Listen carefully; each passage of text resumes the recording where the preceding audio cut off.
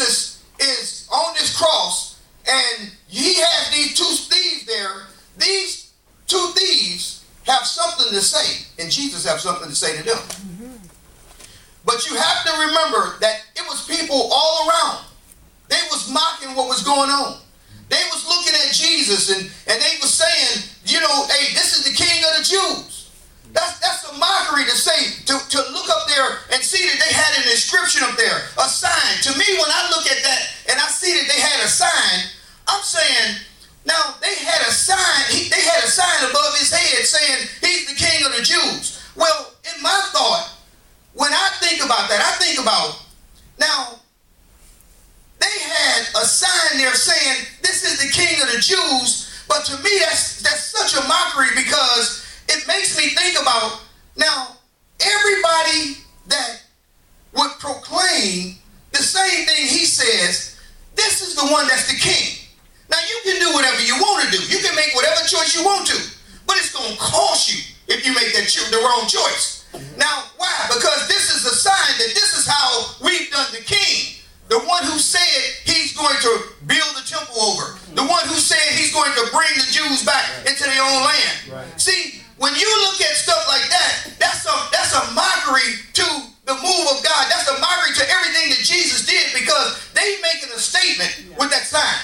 See, because they didn't put no sign over the thieves' head. And when you look at that, it was two thieves. And one of the thieves, let's go into the text and find out.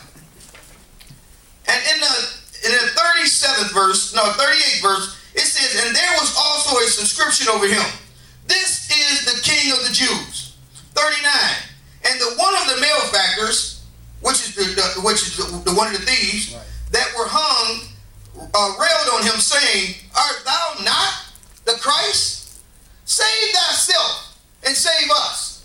Now, he's saying, look, if you are Christ, the way that they said, the chosen, the one that was supposed to save his people from their sins, why can't you save yourself from a little cross? But when you look at it, he's saying, now, you could come down if you was really Christ. You could really come down off of that cross.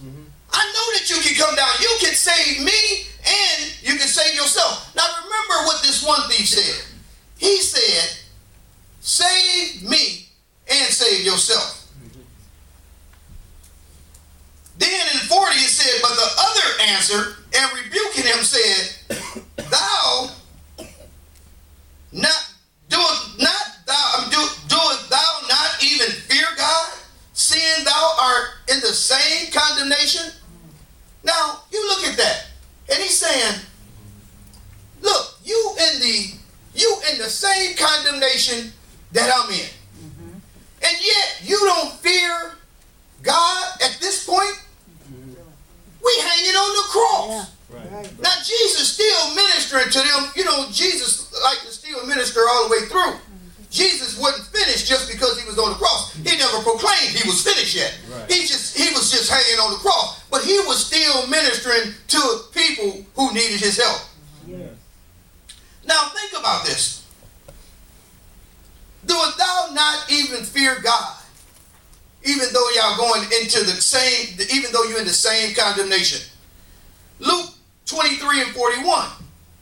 And we indeed justly, for we receive the due reward of our deeds, but this man has done nothing.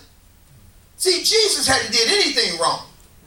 But these two thieves, they said, look, we know we thieves. And if you know anything about thieves, I wonder what gave those thieves why did they think so highly of them two thieves enough to put them on the cross? Because thieves weren't normally put on the cross. They were normally stoned to death. If they caught you stealing something, they stoned you right then. But what was it about? They must have hated thieves so bad that they said, look, we gonna put him on the cross with Jesus. Now, if you know anything about crucifixion was the worst death that a person could go through. Because it was a great suffering that took place. Now, Jesus is hanging here suffering. And these two thieves were put on the side of him, and they rightly begin to mock whether Jesus was actually who he said he was. And when we go down to the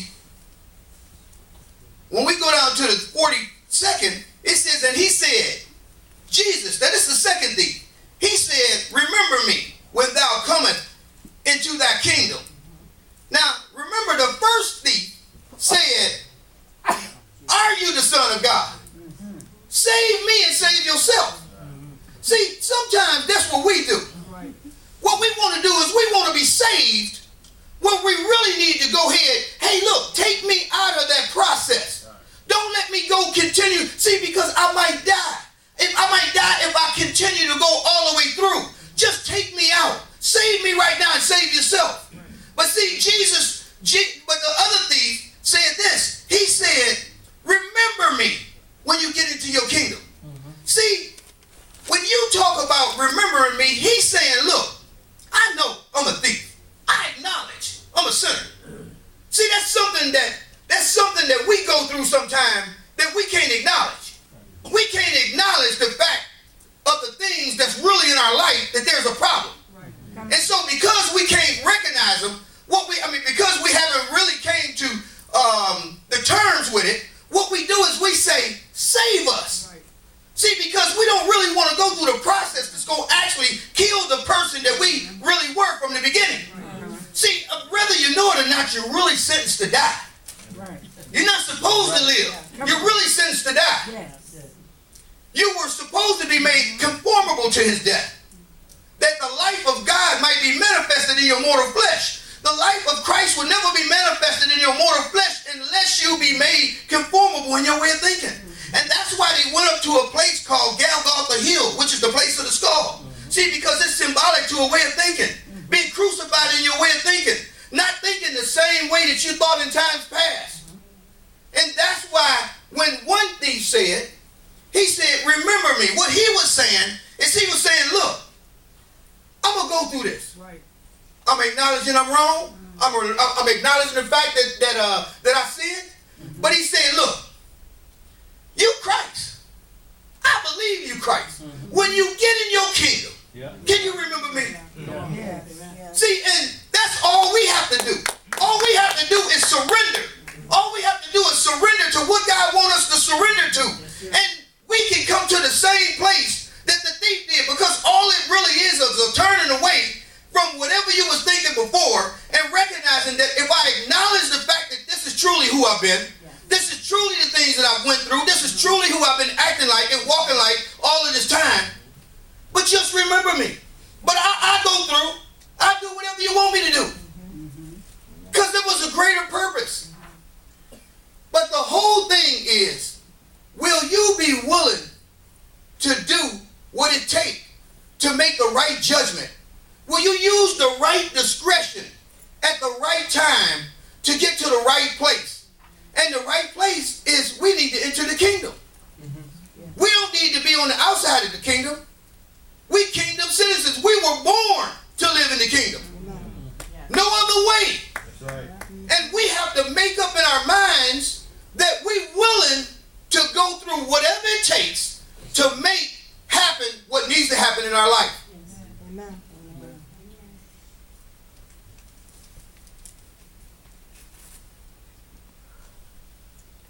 Now when we look at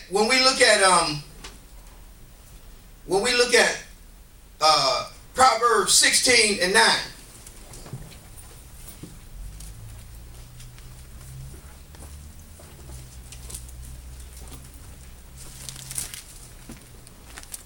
Proverbs 16 and 9 says, we can make our own plans, but the Lord determines our steps. We can't get away from God doing the work that he said he would do.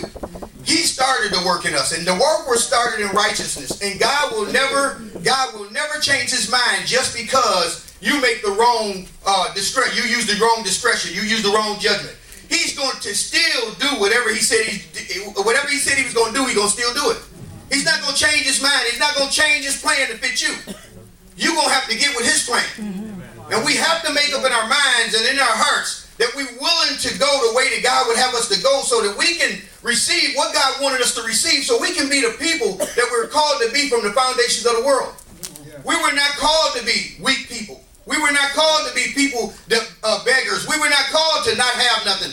We were called to be people of strength, people of purpose. And we have to get back to the mindset of finding out who we are and whose we are, and live in that kingdom so that we can see he's the king of the kings. And we have to learn that whatever he is, however he lives, is the way that every person in that kingdom is supposed to live.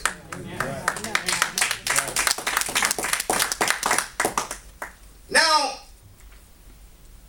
I wrote down some scriptures that I believe will be helpful in you understanding that you have free will. But there was some things that God gave us that God said that he would do.